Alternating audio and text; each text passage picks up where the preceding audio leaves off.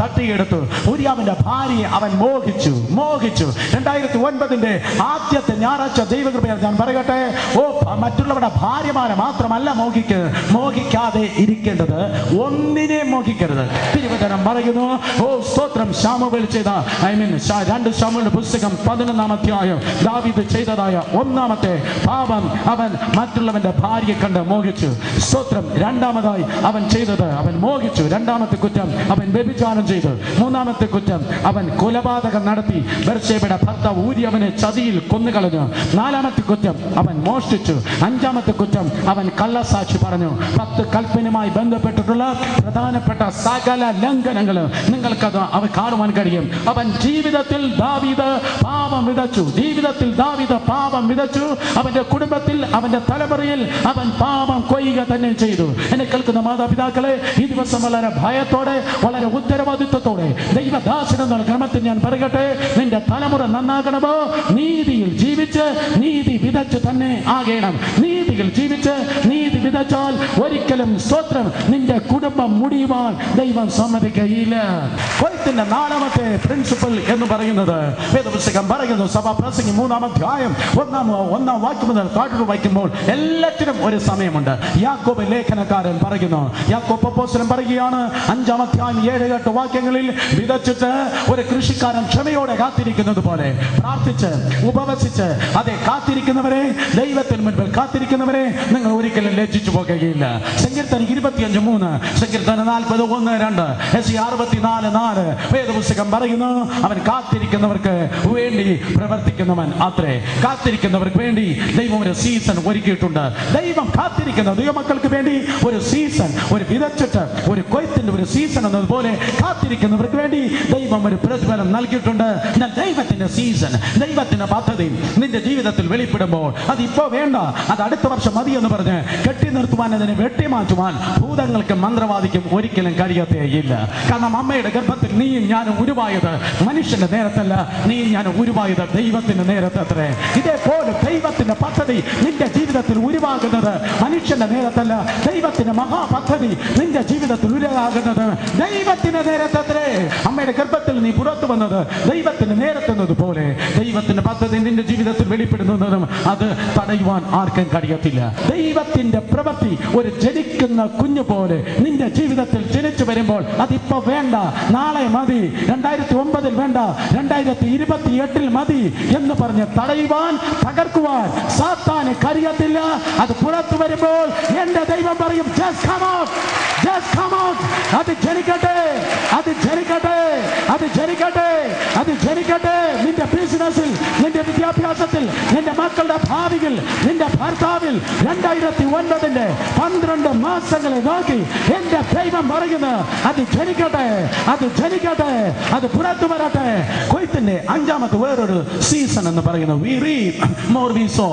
നമ്മൾ എന്താണോ വിതയ്ക്കുന്നത് അതിലധികം നമ്മൾ കൊയ്യും. കൃഷിക്കാർ പാടങ്ങൾ വിതയ്ക്കുന്നത് അവൻ കയ്യിൽ വാരിയിട്ടത്രേ, വിത്ത് വാരിയിട്ടത്രേ വിതയ്ക്കുന്നത്.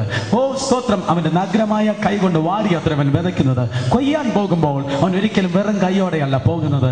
കൊയ്യാൻ പോകുമ്പോൾ വലിയ കൊട്ടയോ, വലിയ ട്രാക്ടറോ, വലിയ കാര്യമോ, വലിയ എന്തോ അളവും കൊണ്ടത്രേ അവൻ പോകുന്നത്. വിതയ്ക്കുന്ന അളവ് ചെറുതെങ്കിൽ കൊയ്യുന്ന അളവ് ഭയങ്കര വലുതത്രേ. വിതയ്ക്കും കൊയ്യത്തിനും ഇടയ്ക്ക് ഒരു കാര്യം നടന്നുകൊണ്ടിരിക്കുന്നു, വർധനവ്. എന്റെ ദൈവം ഉള്ളതിനെ തട്ടിപ്പറിച്ച് തള്ളിക്കളയുന്നവനല്ല, അവൻ ഉള്ളതിനെ വർദ്ധിപ്പിക്കുന്നവൻ അത്രേ. മോഷ്ടിപ്പാനും മറുപ്പാനും മുടിപ്പാനും അല്ലാതെ കള്ളൻ വരുന്നതേ ഇല്ല. നിനക്കുള്ള എന്തെങ്കിലും ഞാൻ നശിപ്പിക്കും എന്ന് പറഞ്ഞ് സാത്താൻ വരുമ്പോൾ യേശു കർത്താവ് വന്നത് ജീവനും സമൃദ്ധിയായി ജീവനും പകരുവാനത്രേ അവൻ വന്നത്. അവൻ വർദ്ധിപ്പിക്കുകയാണ്. ഒരു ബാലൻ യേശുവിന്റെ അടുക്കലേക്ക് കടന്നു വന്നു. അവന്റെ കയ്യിൽ 5 അപ്പവും 2 മീനും ഉണ്ടായിരുന്നു. യേശുവിന്റെ കയ്യിൽ അവൻ കൊടുത്തു. നമുക്ക് സൺഡേ സ്കൂൾ സ്റ്റോറി അറിയാം. യേശു കർത്താവിന്റെ കയ്യിൽ കൊടുത്തു. ബ്രദർ, സ്തോത്രം. എപ്പോഴാണ് വർദ്ധിപ്പിച്ചതെന്ന് അറിയാമോ? യേശു അത് തന്റെ ഡിസൈനിൽ അവൻ നുറുക്കി. പാസ്റ്റർ ഡിസൈനിലല്ല യേശു നുറുക്കിയത്, നിന്റെ ഡിസൈനിലല്ല അവൻ അത് നുറുക്കിയത്. യേശുവിനൊരു ഡിസൈൻ ഉണ്ട്. കർത്താവ് 5 അപ്പത്തെ 2 മീനിനെ വാഴ്ത്തി നുറുക്കി. സ്തോത്രം. 6000-ലധികം പുരുഷാരത്തിന് കൊടുത്ത് തൃപ്തിയാക്കി. 2009 തൃപ്തിയുടെ വർഷമാണ്. പിതാവിന്റെ പുത്രന്റെ പരിശുദ്ധാത്മാവിന്റെ നാമത്തിൽ ഈ വർഷത്തിന്റെ ആരംഭത്തിൽ ഞാൻ ആശംസിച്ച് പറയട്ടെ, ഇത് നിങ്ങളുടെ ജീവിതത്തിൽ വാർത്ത വർധനവിന്റെ കാലഘട്ടം.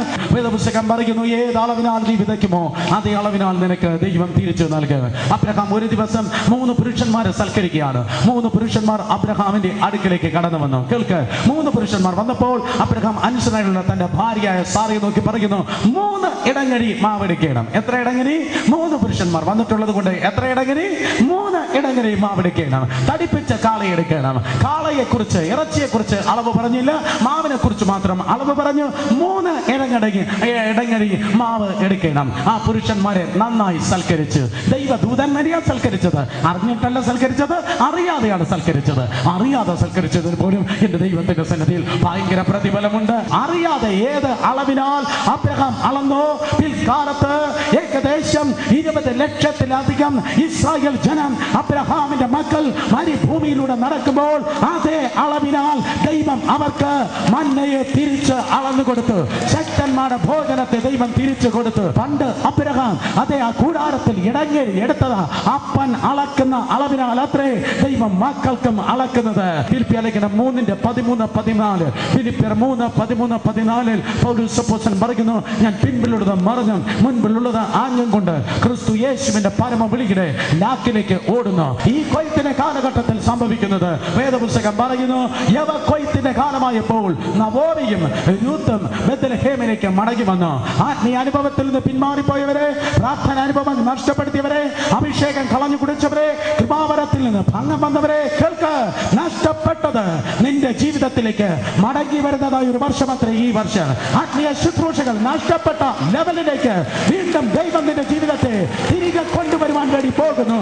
കൊയ്ത്ത് കാലത്തിന്റെ പ്രത്യേകതയത്രേ, നഷ്ടപ്പെട്ടത് സകലതും ദൈവം നിനക്ക് മടക്കി വരുത്തുന്ന ദിവസമത്രേ. സ്തോത്രം. കൊയ്ത്ത് കാലം. യോബേൽ 2:28 പറയുന്നു, വെട്ടിക്കിളി കൊണ്ടുപോയതിനൊക്കെയും, വെട്ടിക്കിളി തിന്ന് നശിപ്പിച്ചതിനൊക്കെയും ദൈവം പറയാ, ഞാൻ സംവത്സരത്തിന് ഞാൻ നിനക്ക് തിരികെ നൽകും. യോസെഫിന്റെ സ്റ്റോർ ഹൗസ് നിറഞ്ഞതുപോലെ അതേ നിങ്ങളുടെ ഭണ്ഡാരശാലകളും നിറയുവാൻ വേണ്ടി പോകുന്നു. നിങ്ങളുടെ ആത്മീയ അനുഭവങ്ങൾ നിറയുവാൻ വേണ്ടി പോകുന്നു. ആയിരങ്ങൾക്ക് 10,000-ങ്ങൾക്ക് വിളമ്പുവാൻ തക്കോണം സർവശക്തനായ ദൈവത്തിന്റെ പ്രത്യേക കൃപ നിങ്ങളോട് കൂടെ ഇരിക്കട്ടെ. നമുക്ക് ഒരുമിച്ച് പ്രാർത്ഥിക്കാം. നല്ലവനും വിശ്വസനും വാക്കുമാറാത്തവനുമായ ദൈവമേ, സ്വർഗ്ഗസ്ഥ പിതാവേ, അങ്ങയുടെ തൃക്കരങ്ങളിലേക്ക് നിന്റെ കുഞ്ഞുങ്ങളെ ഇന്ന് പകൽക്കാലം സമർപ്പിക്കുന്നു. ഈ ദൂത് കേട്ടുകൊണ്ടിരിക്കുന്ന ഓരോ വ്യക്തികളുടെ മേൽ ദൈവത്തിൻ്റെ ആത്മാവിൻ്റെ ചലനം ഇന്ന് പകൽ വന്നു കഴിഞ്ഞ കൃപയ്ക്കായി സ്തോത്രം. വിലയേറിയ ദൈവത്തിൻ്റെ മഹാപ്രവൃത്തി ഓരോ കുടുംബങ്ങളിൽ സംഭവിക്കപ്പെടട്ടെ. വിതച്ചിട്ട് കാത്തിരിക്കുന്നത് പോലെ അങ്ങയുടെ കണ്ണുകളിലേക്ക് നോക്കി കാത്തിരിക്കുന്ന ഏവരുടെ മേലും ദൈവത്തിൻ്റെ വിലയേറിയ വിടുതൽ വെളിപ്പെടട്ടെ. അനുഗ്രഹിക്കും. രോഗികളെ ഇന്ന് പകൽക്കാലം സൗഖ്യമാക്കും. ബലഹീനതകൾ യേശുവിൻ്റെ നാമത്തിൽ വിട്ടുമാറി ദൈവിക വിടുതലും അനുഗ്രഹവും അവിടുന്ന് പകർന്ന് അവിടുന്ന് മാനിക്കുകയും സഹായിക്കുകയും ആശീർവദിക്കുകയും ചെയ്യണമെന്ന് പ്രാർത്ഥിക്കുന്നു. വിശിഷ്ടകരമായ ദൈവപ്രവൃത്തിയും വിടുതൽ നൽകി നിന്റെ മക്കളുടെ ജീവിതത്തെ അവിടുന്ന് സഹായിച്ചാട്ടെ. ഇന്ന് പകൽ എല്ലാവരുടെ മേലും ദൈവകൃപ ധാരാളമായി പകരുന്ന കൃപയ്ക്കായി സ്തോത്രം. ശൂന്യതകളെ അവിടുന്ന് നിറച്ച് ഒരു കൊയ്ത്തിന്റെ അന്തരീക്ഷം എല്ലാ വ്യക്തികൾക്കും കർത്താവ് നൽകും. യേശുവിൻ്റെ നാമത്തിൽ പരിശുദ്ധാത്മാവിനോട് പറയുന്നു, ലാലിച്ചൻ എന്ന് പേരുള്ള ഒരു സഹോദരനെ കേൾക്കുന്നു. ദൈവത്തിൻ്റെ ആത്മാവ് നിന്നെ തൊടുന്നു. ലാലിച്ചൻ, യേശുവിൻ്റെ വിടുതൽ നിനക്കുള്ളതത്രേ. നന്ദി കർത്താവേ, നിന്റെ മക്കളെ അവിടുന്ന് ധാന്യമായി വിടുവിക്കുന്ന കൃപയ്ക്കായി സ്തോത്രം. നിർമ്മല എന്ന് പേരുള്ള ഒരു സഹോദരി കർത്താവ് സൗഖ്യമാക്കുന്നു. യേശുവിൻ്റെ നാമത്തിൽ സൗഖ്യം പ്രാപിക്കുക. അത്ഭുതകരമായ കർത്താവേ, നിങ്ങൾ വിടുവിക്കുന്ന കൃപയ്ക്കായി സ്തോത്രം. സകല ബലഹീനതകൾ ഈ ജനത്തിൽ നിന്ന് വിട്ടുമാറട്ടെ. എല്ലാ രോഗാവസ്ഥകളും മാറിപ്പോകട്ടെ. അങ്ങയുടെ നിറവും വിടുതലും അനുഗ്രഹവും നിന്റെ മക്കളോട് കൂടെ ഇരിക്കും. എല്ലാ മഹത്വം അങ്ങയ്ക്ക് യേശുവിൻ്റെ നാമത്തിൽ തന്നെ. ആമേൻ, ആമേൻ. ദൈവത്തിൻ്റെ വിലയേറിയ സമാധാനവും അനുഗ്രഹവും ദൈവകൃപയിൽ നിങ്ങളോട് കൂടെ ഇരിക്കട്ടെ. അനുഗ്രഹിക്കപ്പെട്ട ഒരു നവവത്സരം ഞങ്ങൾ ഏവരും നിങ്ങൾക്ക് ആശംസിക്കുന്നു. ദൈവം നമ്മോട് കൂടെ. മറക്കരുത്, ഇത് കൊയ്ത്തിൻ്റെ കാലഘട്ടം. നിങ്ങൾക്ക് എന്തെങ്കിലും ഒരു പ്രാർത്ഥന വിഷയമുണ്ടെങ്കിൽ ഞങ്ങളെ എഴുതി അറിയിക്കുക. Post box number 801 Trivandrum 3. എന്തെങ്കിലും ഒരു പ്രാർത്ഥന വിഷയം ടെലിഫോണിൽ ഞങ്ങളെ അറിയിക്കണമെങ്കിൽ വിളിക്കുവാൻ മടിക്കരുത്. 944-7830-604 ഇല്ലെങ്കിൽ 0471-272-5273 അല്ലെങ്കിൽ 272-5274. അടുത്തയാഴ്ച വീണ്ടും കാണും വരെ ഈ കൊയ്ത്തിന്റെ യജമാനൻ നാം ആയിരിക്കുന്ന സ്ഥലങ്ങൾ നമ്മളെ സംരക്ഷിക്കട്ടെ. ആമേൻ, ആമേൻ. മാറാത്ത യേശുവിന്റെ മാറ്റമില്ലാത്ത വചന സന്ദേശവുമായി ബ്രദർ സുരേഷ് ബാബു. ജീവിതത്തെ രൂപാന്തരപ്പെടുത്തുന്ന ദൈവിക ദൂതുകൾ ദൈവിക രോഗശാന്തി. ക്രിസ്തുവിൽ നിങ്ങളെ വളർത്തുന്ന ദൈവിക ആലോചനകൾ, നിങ്ങൾക്ക് വ്യക്തിപരമായ പ്രാർത്ഥനകൾ. ഈ ആരാധനായോഗങ്ങളിലേക്ക് നിങ്ങൾ ഏവരെയും സ്വാഗതം ചെയ്യുന്നു. എല്ലാ ഞായറാഴ്ചയും 3 മുതൽ 5 വരെ polio home hall, LMS compound, Thiruvananthapuram. എല്ലാ ചൊവ്വാഴ്ചയും 5:30 മുതൽ 8:30 വരെ പഞ്ചായത്ത് അസോസിയേഷൻ ഹാൾ, വെള്ളയമ്പലം, ട്രിവാൻഡ്രം. വിശ്വാസത്തോടെ കടന്നു വരിക. യേശു നിങ്ങൾക്കായി ഒരു വലിയ അത്ഭുതം ചെയ്യും. നിങ്ങളുടെ പ്രാർത്ഥനാ വിഷയങ്ങൾ ഞങ്ങളെ എഴുതി അറിയിക്കുക. ഈ മിനിസ്ട്രിയെ സാമ്പത്തികമായി സഹായിക്കുവാൻ താല്പര്യമുള്ളവർ ചെക്കായോ ഡ്രാഫ്റ്റായോ ഈ വിലാസത്തിൽ അയക്കുക. ഞങ്ങളുടെ വിലാസം: torch off truth, post box number 801, Trivandrum 3.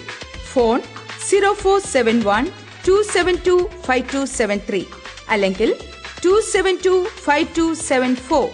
Mobile 9447830604.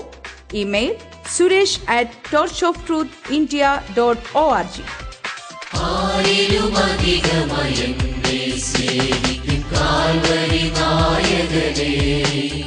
തിരുപാദം കുമ്പിടുന്നു, തിരുമാറിൽ ചാരിണം കൊതിച്ചിടുന്നു.